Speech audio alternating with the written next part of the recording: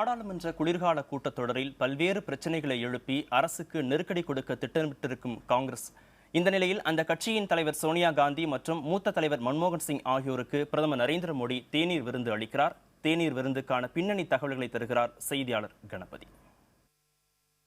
பொருட்கள் மற்றும் சேவைகள் வரிக்கான மசோதாவிலே 3 முக்கிய திருத்தங்களை கொண்டு வர வேண்டும் என்பது காங்கிரஸ் கட்சியின் நிலைப்பாடு. இந்த திருத்தங்களை கொண்டு வந்தால் இந்த புதிய வரியை அமல்படுத்துவதிலே பல்வேறு சிக்கல்கள் ஏற்படும் என்பது நரேந்திர மோடி அரசின் வாதம்.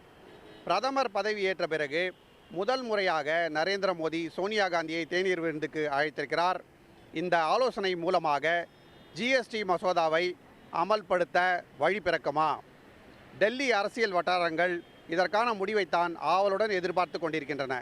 ஒளிப்பதிவாளர் ஜெரின் சாமுவேலுடன் புதிய தலைமுறைக்காக கணபதி, புதுடெல்லியிலிருந்து.